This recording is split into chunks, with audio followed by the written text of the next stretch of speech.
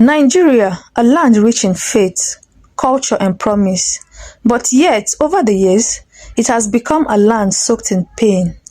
From villages burnt to ashes to worship centers turned into graveyards, innocent lives, Christians, Muslims, men, women and children have been brutally taken by terrorists who know no mercy and serve no God.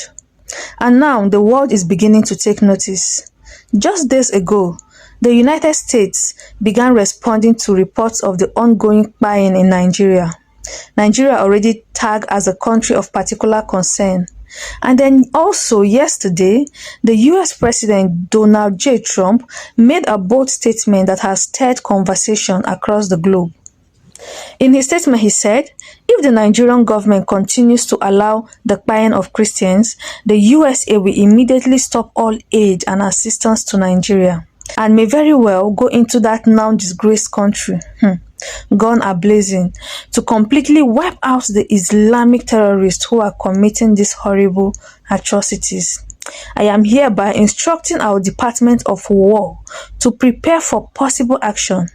If we attack, it will be fast, vicious, and sweet, just like the terrorist thugs attack our cherished Christians, and he wants that the Nigerian government better move fast. So this was his statement, and we all know what that means, guys. So that statement shook the internet, and many Christians saw it as a long-awaited call for justice. But soon after that, some voices began to rise, asking why is America focusing on Christians? That Muslims are being pied also.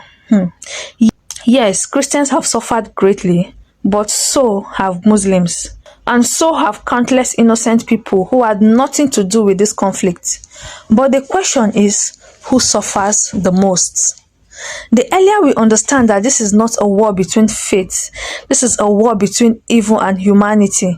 The goal is to have a serene and clean Nigeria.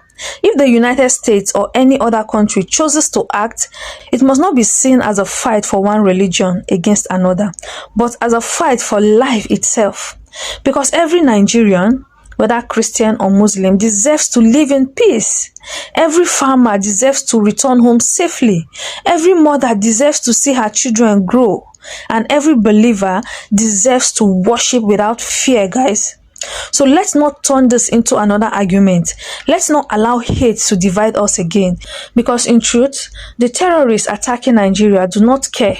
If America or the world steps in, it should be to end the suffering of all Nigerians. This is the time to unite, not to divide. If these terrorists are wiped out, every religion in Nigeria will have peace. So why the bash on Christians and Donald Trump? Because peace in Nigeria will only come when Christians and Muslims stand together.